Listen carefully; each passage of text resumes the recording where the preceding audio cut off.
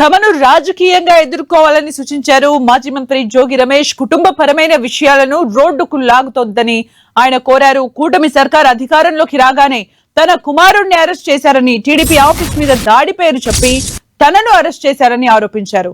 నకిలీ మద్యం కేసు పేరు చెప్పి 86 రోజులు జైల్లో పెట్టారని, అయితే తానేమీ భయపడలేదని, ప్రజా సమస్యలపై పోరాటం చేస్తూనే ఉన్నానని జోగి రమేష్ తెలిపారు.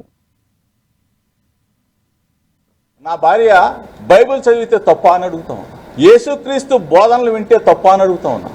మేము తిరుమల వెంకన్న దగ్గరికి వెళ్తాం, శ్రీశైలం మల్లన్న దగ్గరికి వెళ్తాం, అమ్మ కనకదుర్గమ్మ దగ్గరికి వెళ్తాం, కాశీ విశ్వనాథన్ దగ్గరికి వెళ్తాం, యోగా హోమాలు చేస్తాం. అన్నిట్లో నా భార్య పాల్గొంటుంది. అంటే ఎక్కడైనా ఫలానది చెయ్యకూడదని చెప్పేసి మన రాజ్యాంగంలో ఉందా అని చెప్పి అడుగుతా ఉన్నాం. అంటే నేను ఎవరిని కించపరిచి, అంటే ఒక మాట ఆ పాప చెప్తే దానిని చిలవలు పలవలుగా ఫేక్ వీడియోలు, ఫేక్ ఆడియోలు ఏఐ ద్వారా సృష్టించి ఈ విధంగా చేయటం మీకు న్యాయమా అని అడుగుతా ఉన్నా.